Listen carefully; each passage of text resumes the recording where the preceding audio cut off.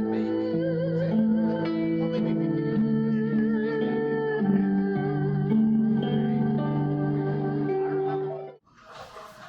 much. Like the landscape of Hawaii, the colors of Hawaii, and she realized that she shouldn't like take materials from Hawaii to mix it into her stuff because Kelly might punish her. So Kelly's a god in Hawaii, so she took that out of the practice, but still kind of wanted to use the colors. The landscape of Hawaii is a good example. Apparently, like all the colors you see on this rug piece.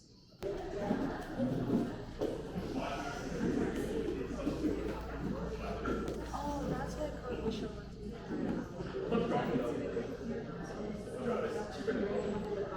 She actually had them like this, like air. Stay like this, just to like, because this is how she dries them, so the bottom doesn't get flat. Somebody saw this display like this. The original idea is that this is how you would dry it.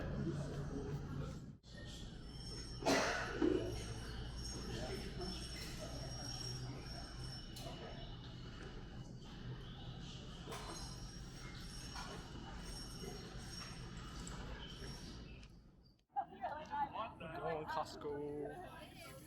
Costco.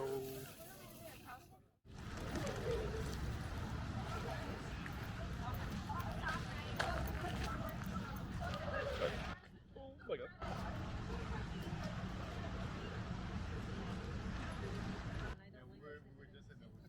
I'm afraid of someone trying to tilt that over and shit. That's not gonna happen, bro. It's so heavy. I thought that was real for a second. What I usually do, which I can do before I get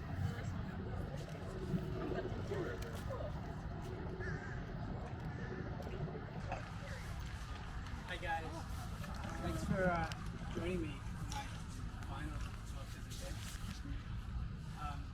The artist is John Aher. I would definitely take a picture of his name and go on his Instagram. He and his brother's a little more famous because he made a film called Wild Style, which you should check out. Anybody familiar with this? Yeah.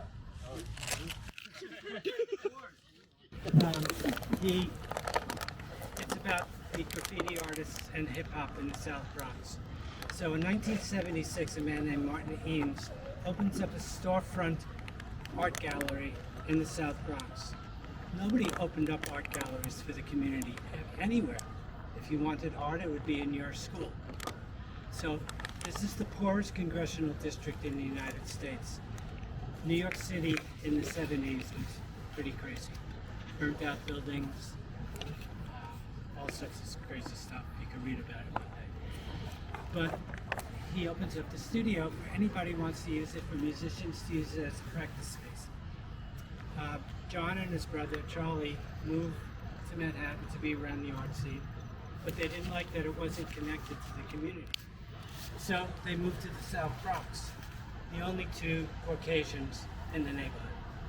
And they move on into this apartment house where they stayed for 30 years because they didn't want to leave the community. So he uses fashion moda to do his artwork. On this, give me a second. And he invites people from the community, volunteers, to be cast. You could pass this around. So most of the early works were from the chest up. The other name that should be on here is Enrico Torres, who he met in 1978 and worked together with him. His uncle had a statuary, making religious statues, because it was predominantly a Latino neighborhood. And that helped him work with the other pieces.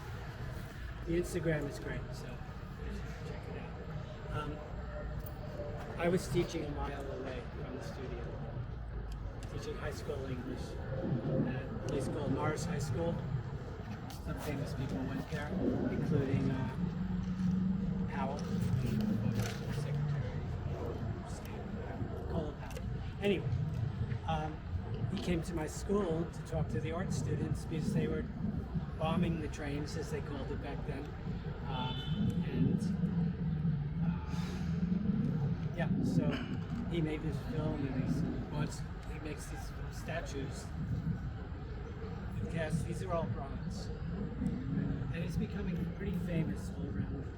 It's being shown by the 80s in Europe and Japan. A lot of these works. So in 1991, the New York City Police Department commissions him and Mr. Torres to create some sculptures for a brand new police precinct in the South Bronx, right near Yankee Stadium.